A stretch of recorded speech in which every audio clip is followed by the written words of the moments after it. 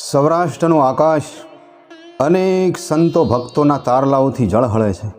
સનાતન ધર્મની જ્યોતને ઝળહળતી રાખનાર એવો જ એક ઝળહળતો તારો એટલે સંત મોરાર સાહેબ. આજે આપણે સંત મોરાર સાહેબને વંદન કરીએ. 17મી સદીની શરૂઆતમાં ભાણ સાહેબ નામે લોહાણા જ્ઞાતિમાં સંત થયા. તેમના શિષ્ય રવિ સાહેબના શિષ્ય સંત મોરાર સાહેબ ખંભાળિયામાં જગ્યા બાંધી ઘણા લાંબા સમય સુધી ભજન સત્સંગ કર્યા પછી સંવંત 1903માં સમાધિમાં બેઠા. આ સમાચાર જામ રણમલજીને મળે છે. જામ રણમલજી અને સંત મોરાર સાહેબને ગુરુ શિષ્યનો નાતો હતો. જામ સાહેબે ગાડી જોડાવી અને ખંભાળિયા જવા રવાના થયા.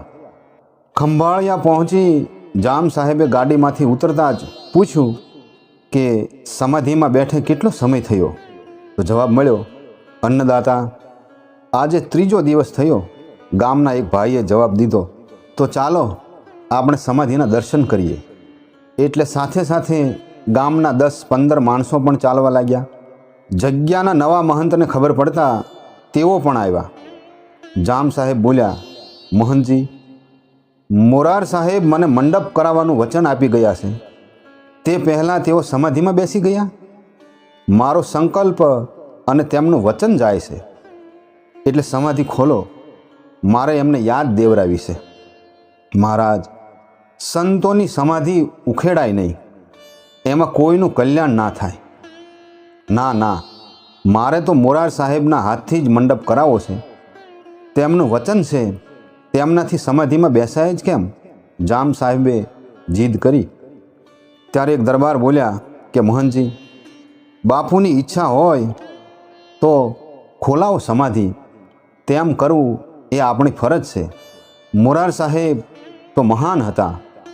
મહંતજીએ રજા આપી અને તાજી નખાયેલી માટી સમાધિ ઉપરથી દૂર કરવામાં આવી. માટી નીકળી જતાં નીચે કુંડું નીકળ્યું.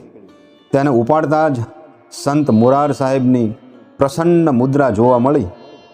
જામ સાહેબ બોલ્યા, સ્વામી, શેખ પાટના સંગ્રામ પછી આપના દર્શને આવ્યો ત્યારે આપે કહ્યું હતું કે આપણે સર્વ યજ્ઞ મંડપ કરીશું અને આપનાથી કેમ જવાય? શિષ્યનો સંકલ્પ પૂરો કરવો એ ગુરુદેવનું કામ છે. આપની પાસેથી જવાબ લીધા વગર જામ જવાનો નથી.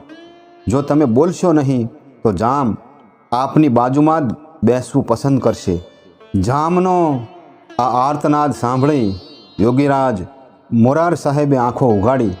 જામ, ગેબી અવાજ થયો, તમારી ઈચ્છા પૂરી કરવા 1 વર્ષ માટે મૃત્યુને પાછું ઠેલું છું. મને બહાર લો.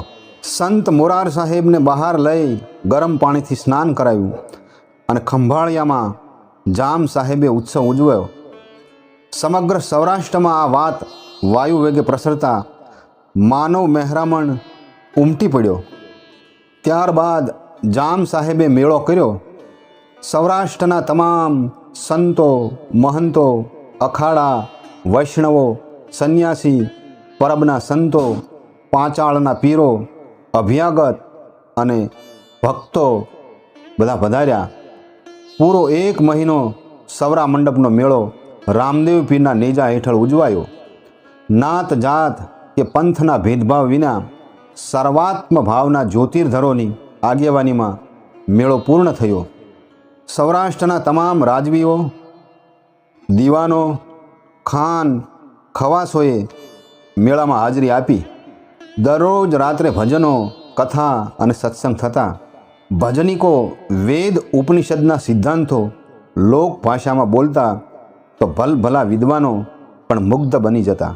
આમ મેળો આનંદથી પૂર્ણ થયા પછી ભેટ પૂજા લઈ સંતો ભક્તો વિદાય થયા. જામ સાહેબ અવારનવાર મોરાર સાહેબ પાસે આવતા અને ભજન સત્સંગ કરતા. 1 વર્ષ પૂરું થતાં સંત મોરાર સાહેબે જામ સાહેબને ખબર મોકલાવ્યા કે વર્ષની અવધિ હવે પૂરી થાય છે. તમારે આવવું હોય તો આવી જશો. સમાચાર મળતા જ જામ સાહેબ ખંભાળિયા આવ્યા, સંત મોરાર સાહેબના દર્શન કર્યા. જગ્યામાં સમાધિની તૈયારી થાય છે. જામ સાહેબ બોલ્યા, આપ અલગ ધણીના દરબારમાં જાઓ છો તો મને સાથે લેતા જાઓ ને.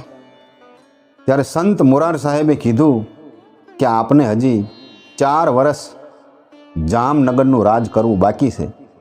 તમો 1908ના વર્ષ ફાગણ સુદ તીજના દિવસે અહીંથી પ્રયાણ કરજો અને સોમ એ તમારા પૂર્વજોનો વાર હશે. આટલી સચોટ જામ સાહેબના પ્રયાણની વાત સાંભળી બધા મંત્રમુગ્ધ થયા. જામ સાહેબ સજળ નેત્રે બોલ્યા કે મહારાજ, આપે પૂરા 12 માસ મૃત્યુને જીત્યું. એમ અમરેલીમાં સંત મૂળદાસજી, જે મારા પિતાજી જામ જસાજીના ગુરુ હતા, તેઓ સમાધિમાં બેસવા જતા હતા. તેમના દેહને લઈને બજારમાં નીકળતા કોઈ બાઈ સાસરે જતી હતી તો તે બધા પાછા વળ્યા. સંતો કહે છે કે સંત મૂળદાસે આંખો ઉઘાડી અને કહ્યું કે જા બેન જા, સાસરે જા, હું તો કાલે સમાધિમાં બેસીશ. તું તારા પ્રિયતમને મળવા જાય છે તેમ હું પણ મારા પ્રિયતમને મળવા જતો હતો. એકાદ દિવસ મોડો જઈશ. તમે સૌ સંતો મૃત્યુને જીતનાર છો, એ માર્ગ અમને બતાવશો?